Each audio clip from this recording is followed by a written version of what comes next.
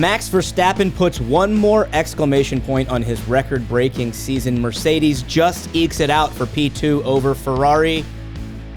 Somehow giving all credit to George Russell. And the 2023 Formula One season has officially come to an end. This is Into the Chicane, a Formula One podcast. We're your hosts. I'm Channing Apodaca. I'm Brandon Wood. Buddy, boy. Another season in the books. Are we getting feedback? I don't know. That was weird, right? I've never heard that. Yeah, I don't know. I've never heard that on here before. Well, all's well that ends well. F1 season officially over. Another one in the books. Abu Dhabi. I don't know, man. What is it about Abu Dhabi that is always just last-minute drama? I wouldn't say it's always like that, but... I guess last year wasn't, but it's starting to feel like it just has a knack for that sort of thing. There was a little something last year, but... Yeah, I mean, being the last race of the season, everything's coming down to the wire. You're bound to have some sort of story to follow, and I wonder if it's my Bluetooth. Let me see. I feel like it's every time I touch the mic. Retro. Okay, either way. But yeah, there's always last lap, last race drama that seems to be following Abu Dhabi, and I love it. We had Fernando and Carlos going into the season tied, deadlocked at 200. We had Mercedes and Ferrari battling to the very last lap with other drivers getting involved, like literally with 3 laps left. Checo Perez was the deciding factor in who's going to get those extra millions. Yeah. It was great. Yeah, had a battle between Williams and AlphaTauri for 7th. Big results there. Altogether, it maybe not the most exciting race, but definitely brought something to the table for us to follow along with, and it was cool to see at least a decent finale. Yeah, I thought it was a good wrap up to the season. I wouldn't even say that it wasn't exciting because first few laps I thought were great between Max and Leclerc. Leclerc giving it everything he had. Max defending the fuck out of P1, which, I mean, when we get into the race, we can talk a little bit more about that. A couple lulls in the middle, I guess, but there was like some exciting pit stop action between George and Lando, and then obviously the very end with just some insane big brain strategies from Ferrari and Leclerc. A lot of math going on, but overall, I thought it was like I thought it was a fine wrap up to the season. Dope. I'm starting to really like Abu Dhabi a lot more. Let's get into practice, qualifying, and then the race. Yeah, so with this being the last race of the year, a lot of the teams took advantage to use these practice sessions to get their junior drivers in. All the teams have to do at least 2 practice sessions with a either reserve or junior driver in their car to let them get some timing. I don't like that teams are waiting till Abu Dhabi to get these out of the way. I think a team, because what was it? Pato O'Ward joined one of the sessions, right? Which I love. Yeah. I am a big proponent of getting Pato O'Ward in a seat, whether it's a McLaren or not, which I don't think it's going to be, but just some seat in F1. I'm fucking so for it. But why not get him in one of the seats at the beginning of the season when you guys are bad, instead of wasting a practice session that Lando could have potentially really used on letting Pato O'Ward get the data? And Pato, like I heard a very enthusiastic interview with him at postseason testing from yesterday, and he was like excited to be a part of the team and do his due diligence to get that data for Lando and to help the team out. But it's like, who would have probably done a better job? Lando. Yeah, maybe. But for some of the other drivers, right? I don't know if that's necessarily the case for Pato, but with some of the other drivers that are like Jake Dennis, right? For Red Bull, he's doing a lot of work for them in the sim. So for him to be able to go out during this practice session to be able to help correlate some of that stuff. So to see where the sim is compared to the real car? Yeah, exactly. So that could be very valuable for someone who's maybe not like their primary driver, but a reserve driver, that's doing a lot of that work. It's good to make sure that everything's up to par. And for a team like Red Bull to like put a ribbon on the season and be like, how's the sim compared to the car at this point? Great. And then they can start fresh at the beginning of next year and just make sure that all their I's are dotted, their T's are crossed, yada, yada. But for teams who have something on the line, which I guess McLaren didn't, but they potentially could have. I don't know. It's just weird to see teams battling out like Felipe Drugovich was in the car. Mm-hmm. You know, I don't remember whose car he was in, whether he was in Lance's or Alonso's, but Alonso was battling for position, a finishing position. So to get your main drivers just extra laps, it seems like that would be more valuable than waiting to the last second to get this, rookie driver free practice out of the way.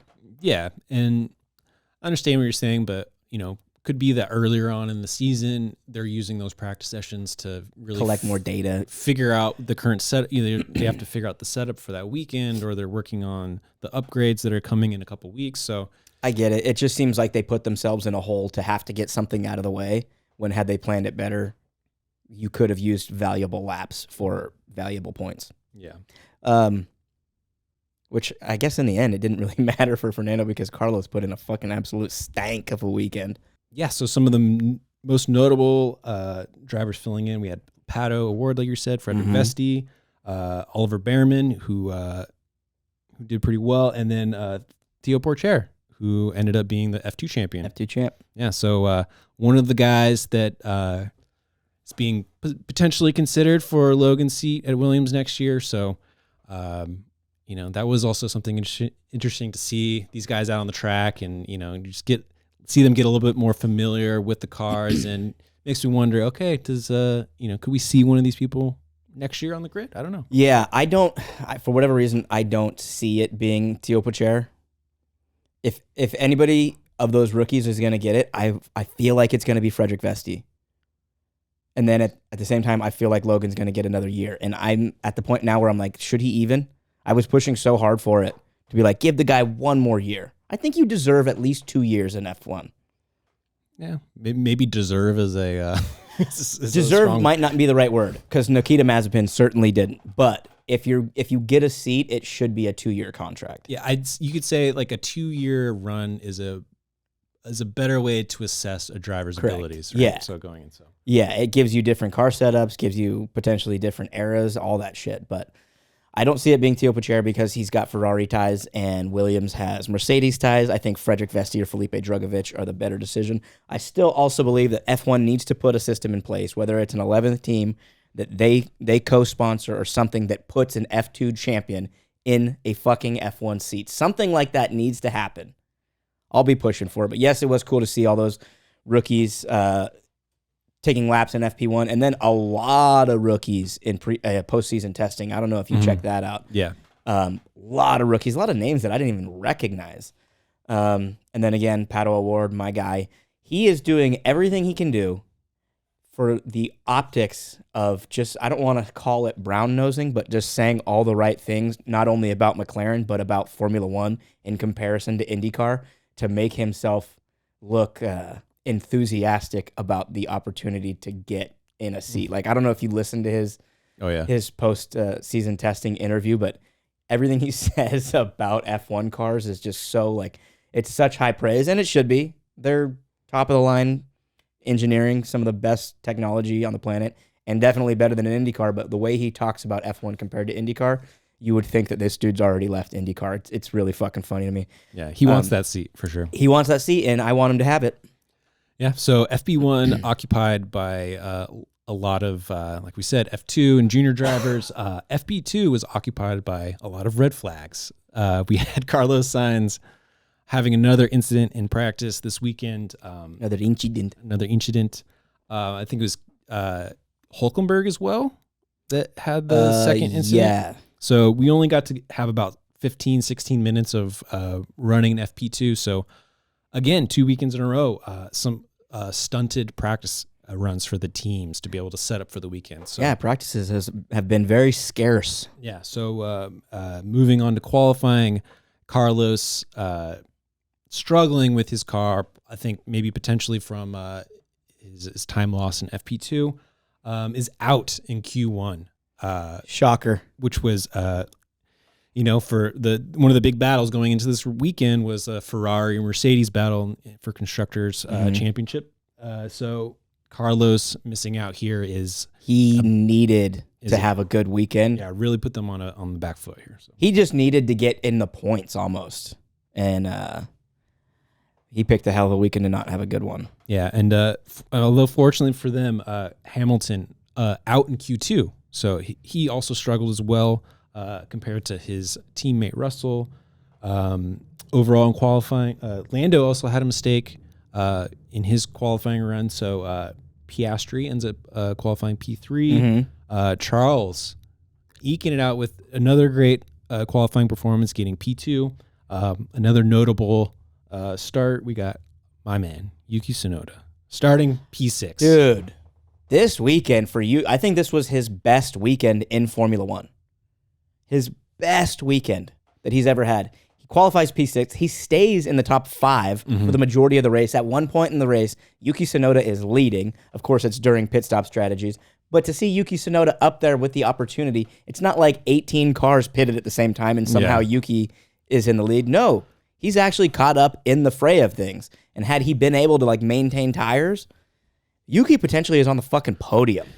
Yeah. So, well, a couple different things go another way, and Yuki's got his first podium. Yeah. Starting crazy. Starting where he did, he had Hamilton and Alonso behind him. So, he was going to be in for a long race. That was going to be really tough for him. So they ended up running an opposite strategy from everybody else. While most of the grid was on a 2-stop, he was, I think, the only one who did a 1-stop. Yeah. Got to lead the race for a little bit. That's pretty cool. I think he's the first Japanese driver to lead a race in how long? It's got to be since like Takuma Sato. Yeah, it was a really long time. So that was really great for Yuki. Cool. He got put up on the team's shoulders. Yeah. And a beautiful little send-off for Franz Tost, a guy who's had his hands on a lot of young drivers from Max Verstappen, Carlos Sainz, Daniel Ricciardo, Yuki Tsunoda, anybody who's been a part of AlphaTauri or Toro Rosso in the last 15 years, or probably since its inception, potentially. Franz Tost has ushered them into Formula One and up the ranks. Before we go on, I want to talk about Lando Norris's final flyer. He's putting in purple sectors, or either green or purple, and has a chance to top Max Verstappen and go for pole. And the last turn before crossing the line, he loses the rear. Fuck me running, Lando. Keep going. Yeah, it's a tough run for Lando. Some people being very critical of him would say this is what happens with Lando in these like pressure situations, but he doesn't gripping the steering wheel too tight. I mean, you could if you wanted to give him a little bit of credit, you could say that's kind of what happens when you're pushing the limits and you have a car like the McLaren that has kind of like that inherent knife edge is what he's described it. So the car has some things that it needs to be rounded out, and you can tell that comparatively to his teammate, he's bested his teammate the majority of the season. Whether it be in qualifying or the race, Lando's had the edge. So yes, but it's just when it comes down to these moments where you need Lando to be perfect, he is always at a 95 when you need 100, And I want Lando to be on a Max Verstappen-esque level. That's a lot to ask of anybody because Max Verstappen literally is perfect. Potentially will go down as the greatest driver of all time. But to be just a tier below him, and then you got to wonder, is he ever going to fucking do it? I don't know. It hurts my heart. That's all. Hurts my heart. So we have a qualifying result for the first 2 rows of Max Verstappen, Charles Leclerc, Oscar Piastri, and George Russell. And then Lando Norris in 5th. Correct? Yep. And then the Ukester. Yeah. So at the start of the race, we actually saw Charles make a couple moves in that first lap to try to take the lead from Max. He did for a split second, around a turn. Yeah, from about like half a second, he had a little bit of an advantage on Max, but his positioning on the outside. His words after the race was that he didn't want to push too hard in the beginning because, like Lando has said before, they kind of expect that Max is going to be right there in a few laps, so it's best not to cook your tires too hard in the beginning. It's a long race when you're racing against Max Verstappen in a Red Bull, so you don't want to cook your tires early on and then get completely blown out. You'd rather lose by a few seconds or put yourself in the window of losing by a few seconds than 40. Yeah, so Charles looks to make a couple moves, a couple wafts to the outside, but doesn't quite get the move made. Max retains the lead and just kind of builds a nice little gap there in that first stint. I thought that showing on the first lap or two, where Max really had to defend against Charles, and like they went racing. They absolutely went at it. I think that showed just how well-rounded Max is.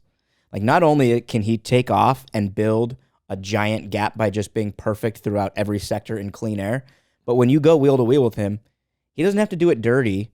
That was a very clean fight. That was literally just using track position. He fends off one McLaren. He fends off Oscar Piastri on his right, darts back to the left, cuts off Charles Leclerc, gets the inside corner. Leclerc goes around the outside. Max ekes him out around the apex, cuts it in the inside. So he did a lot of defensive work to maintain that position. It wasn't just a drag race powered by a Red Bull car, you know? Mm-hmm. He did a lot of work, and that's how well-rounded Max is. Mm-hmm.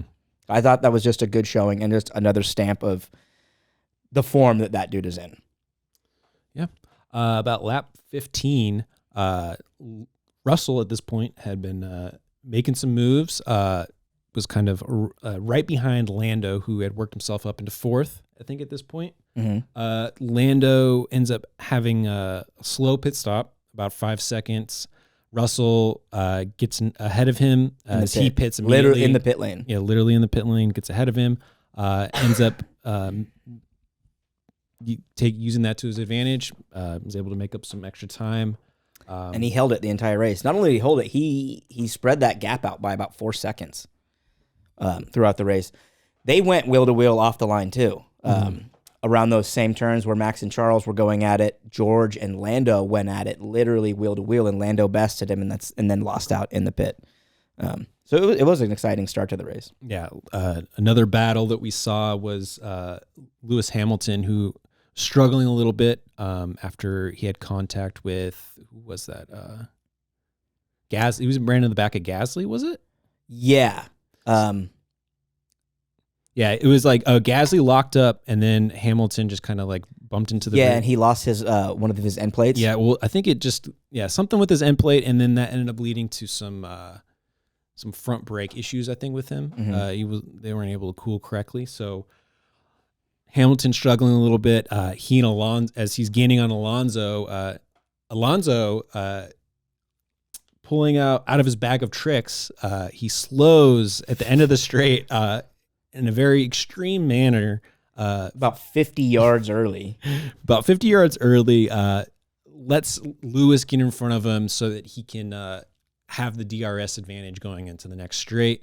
Yeah, DRS chicken was what they were playing. Yeah, Fernando very happy with himself with his moves there, although seen as very clumsy by many that were very dangerous. Yeah. I mean, because later on in the race, Checo and George touched. Was that who it was? It was Checo and Lando. Checo and Lando, yeah. They came together. Checo gets his 5-second penalty. A lot of the commentators are going, how is that a penalty when that's literally a racing incident? But Fernando Alonso brake checking the shit out of Lewis to play DRS chicken on a high-speed straightaway isn't a penalty. I think that deserves a penalty more than Checo did. Jeez, this microphone. Yeah, it's probably a grounding thing. Just don't touch it. That's a tough call. I think just the fact that with the situation between Checo and Lando, that there was actually contact there makes it a little bit easier to call. But I do think that was kind of harsh, honestly, because, Lando didn't really miss out too much because of it. You actually gained time because it was the same runoff that Max Verstappen went off. If you even want to call it runoff, it was just off track that Max went off on lap 1 or lap 2 of the 2020.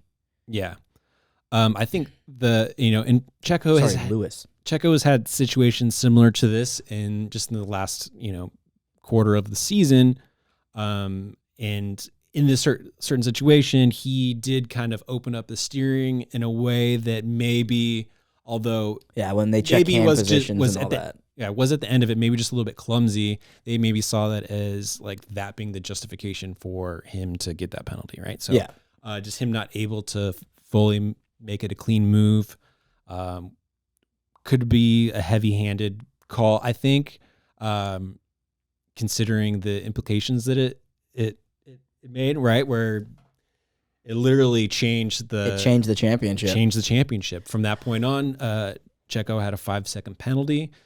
So that kind of changed the way George Russell was going about his race. That changed the way Charles Leclerc went about his race. I'm surprised that Ferrari hasn't petitioned against that penalty. I mean, what was really surprising about it was how quickly they called it. To me, like they reviewed it really, really quick and then called the 5-second penalty pretty early. It felt to me like something that they would want to review with a more fine-tooth comb, but hey, this is Formula 1 we're talking about here. And then Checo, unhappy about the call, made some comments over the radio. I don't know exactly what he said. I could find it. Keep talking. But the stewards were not happy about it, and he got a official warning. I don't think it was a fine or anything, but he got a reprimand. Yeah, he was brought in to the office right afterwards. So Checo had to make a official apology, which I don't really know how I feel about this. I mean, on one hand, these radio messages are broadcast out to the public. In other sports, you're not really like in baseball, for instance, right? Like you're not allowed to say anything, say to the negative umpire. things, and then or else be kicked out of the game immediately. So I don't really like that part of baseball. I think that's like it's kind of lame. I don't like that part of sports, right? Like if you're a driver and you have a moment of frustration, are you now going to have to second guess like you just expressing yourself or saying something because you're going to get in trouble? Well, it's what I don't like about it is that it's the idea that the stewards, that the FIA, that the umpires, that MLB, the NHL, NFL, whatever you want to compare it to, that these governing bodies are infallible. When we know that they are not, especially in something like F1 with the stewards or fucking umpires in baseball.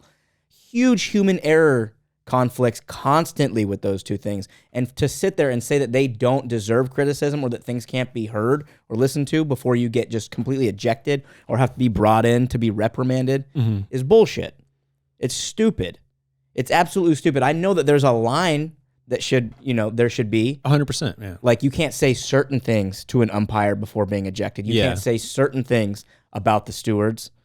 But just criticism in general doesn't warrant Checo, a full-grown man, a professional, who makes more fucking money, not to bring that up, than any steward ever has combined. I mean, that doesn't really... Not that it's just who's really important here? These guys' ego or Sergio Checo Perez? Yeah, I mean, I agree. You have to kind of police it to a certain degree, right? Like, you don't want people on the radio just like saying the worst things possible, but at the same time, it's like in a moment of frustration for him to say like, did you find the quote? I found it. Okay. He said, I mean, the stewards are a joke, man. They've been really bad this year, but this is a joke. I cannot believe they gave a penalty for that. And then he said, we deserve a podium on track, but these stewards are not Formula One level. Yeah, I mean, it's kind of harsh, but at the same time, like, is that really the worst thing? It's not at all the worst thing. Right? It's not at all. If anything, I was going to say fine him, but don't fucking fine him. There's an NHL coach who actually coaches my team who was fined $25,000 for something he said to a referee earlier this year.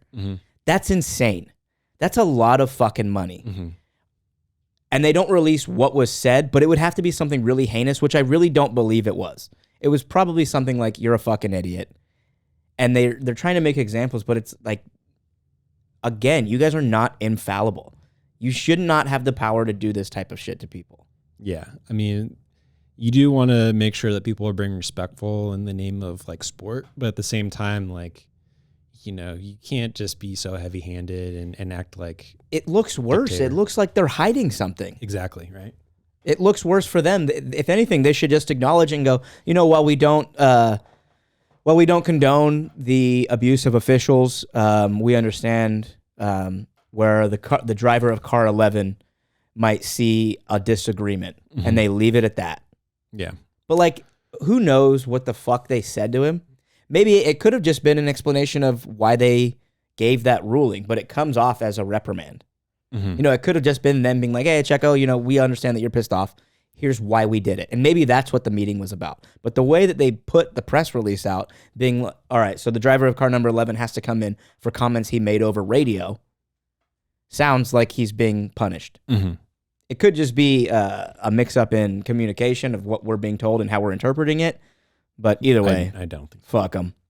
Yeah, so Checo with this 5-second penalty changed a little bit of strategy for the end of the race for the drivers battling for contention for those final podium spots. Charles, who was running in P2 at the time, having Russell behind him, or was Checo and then Russell. So he knowing that Checo has the 5-second time penalty. Charles, with a little bit of strategy, he calls on the fly. Quick. This is quick math that he's doing here. Yeah, doing the math in his head. This is a side of drivers that you don't really see, and both times that we've seen it this year, it came from a Ferrari. Came from Carlos in Singapore, and then Chuck here in Abu Dhabi. This sort of playing with the DRS zones and who you're going to give a slipstream to give advantage to another driver. It's just such. I'm always impressed every time I see this sort of on-the-fly strategic thinking from a driver. So go ahead. Yeah, so in the final laps of the race, Charles lets Checo past him so that Checo could potentially build a bigger gap than 5 seconds ahead of Russell so that Charles could potentially finish ahead of Russell. So the points would end up breaking down 25, 18, 15, 12, which would be a 1-point lead the way it stood at the time for Ferrari. Yes. Ends up breaking down because it doesn't happen. 25 Max, 18 Charles, 15 George, right? And Mercedes takes, the math doesn't add up. They were hoping that Checo would slot into P4, take the 12 points, and then George would be 5 points down. So yeah, they were hoping that George ends up in 5th. Because if Checo gets a 5-second penalty, they were hoping that Checo ends up P3, George in P4. Right? That's how the math would break down, which it didn't shake out that way. He didn't have the 5-second gap, and they both cleared him. Yeah, so... Sorry, I don't mean to step on. I got moving pieces. I'm playing fucking Queen's Gambit in my head right now. Yeah, not able to bring it home. Hamilton battling Yuki at the end, not able to pass him, so he finished in 9th, so did bring home a couple points there. And Mercedes able to retain 2nd in the championship.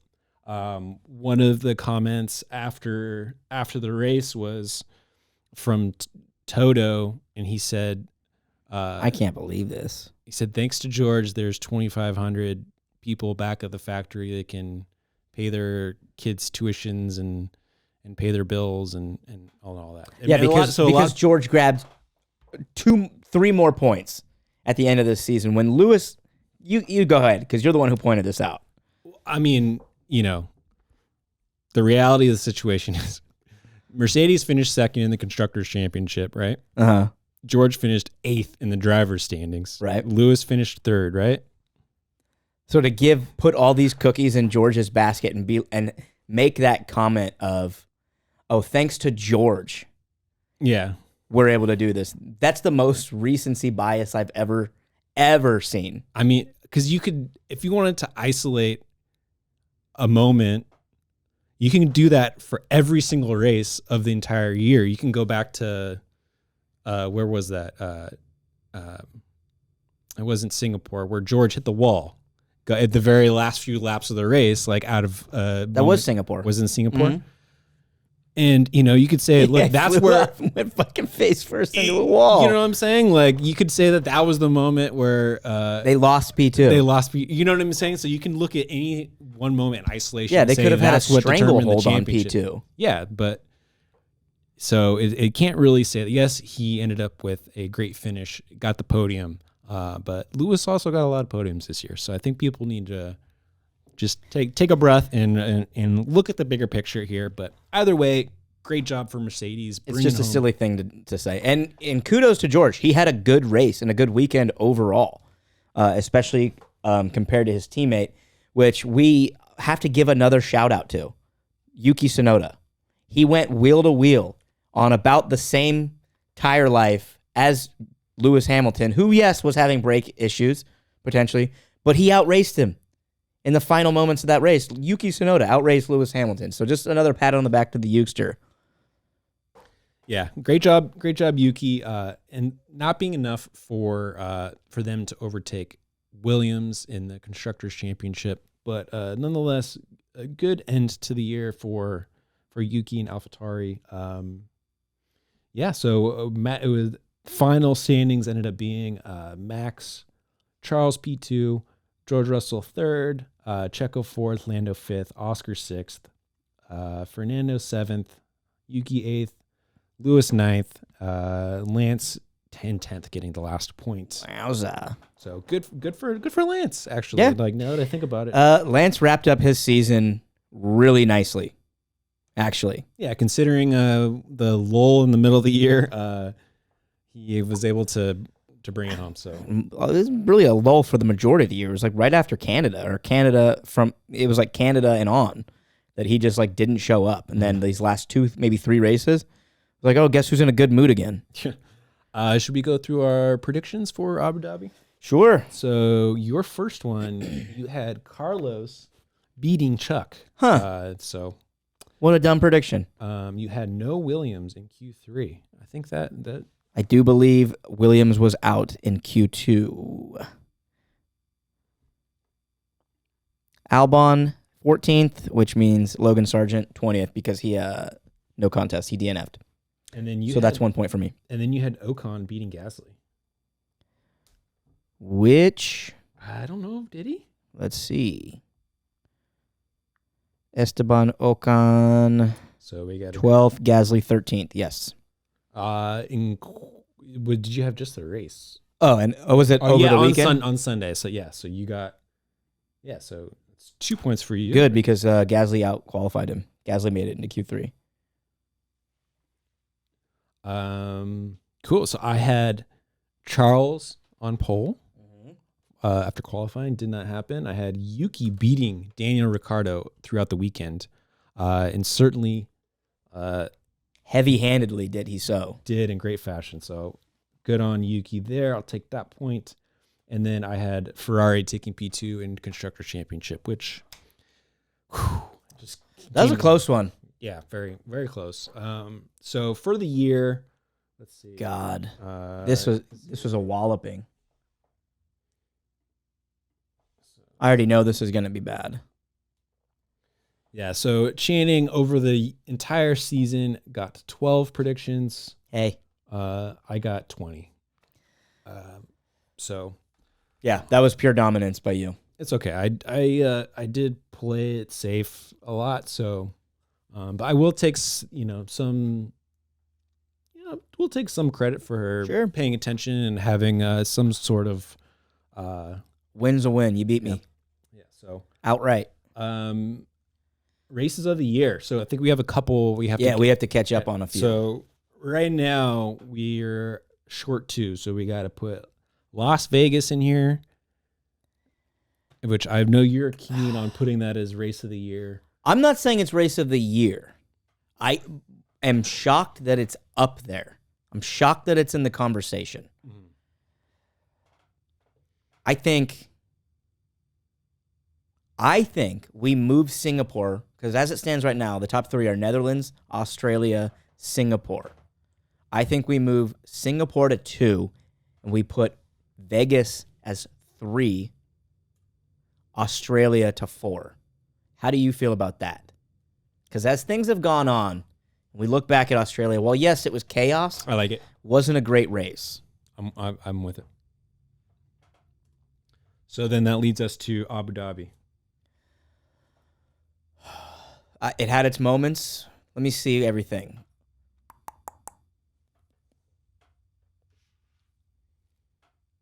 I think it slots in anywhere. I'm like cool with it slotting in anywhere from like 12 to 14 or 15. Just like the saving grace is those last few laps and then the first laps, that little bit of a battle between Charles and Max. I thought was just a really great, exciting battle. And then a little bit of pit stop. Yeah, let's put it at 12 ahead of Miami. Or do you want to do? I think it's lower than that. Okay, so the more I think about 13th it, like or 14th. I'm thinking 15. There's no way it was better than Silverstone. Okay, there's no way. I mean, we do plan on doing a review. We'll see if we get to that, but it's hard to think that But it does have the implication, the championship implications surrounding it. Yeah, so it does get some credit there. But that's not race reliant, Mm-hmm. We can't have a bias for where the season stands. Man, this is tough. What a fucking tough job, Yeah. It's like us and nurses are heroes. Yeah. Anyway, so go ahead and rattle these off. Let's see how this stands. So we got coming in number 1, Netherlands. It was a good one. Number 2, Singapore. 3, Las Vegas. 4, Australia. 5, Japan. 6, Monza. 7, Brazil. 8, Mexico. 9, Who saw that coming? Right? 9, Austria. 10, Coda. 11th, Qatar. 12, Miami. 13th, Jeddah. Then we got Great Britain, Abu Dhabi in 15th. 16th, Canada. 17th, Hungary. 18th, Belgium. 19th, Bahrain. 20th, Azerbaijan. Wow. Ooh, baby. That one hurts. 21, Spain. 22, Italy, which was canceled. And then 23, Monaco. Which was boring. So that is the current standings for Race of the Year. Yeah, so we'll probably do a recap episode here next week. We'll just kind of go through the whole season. Maybe I think we do like our drivers' standings for like where the drivers stacked up in our minds. We recap the races, and then we have some big changes abound. Yeah. We do a little bit off-season cleanup, some maybe preseason rumors. Mm-hmm. That all sounds like fun. Yeah, so it's been a fun year. But like we said, we're going to fully break down the whole season on the next episode. So I hope you guys all follow along there. Don't forget to like and subscribe on your platform, either Spotify, YouTube, Apple Podcasts. We're on Twitter. You think you could slow this down a little bit? Well, I'm having trouble keeping up. Twitter, Instagram, TikTok. Yeah, I think that's it. So anywhere you get your podcast, we're on Google Play. I think we're on iHeartRadio, technically. No. Oh, never mind. So never mind. All right. Well, thank you very much, everybody. Peace.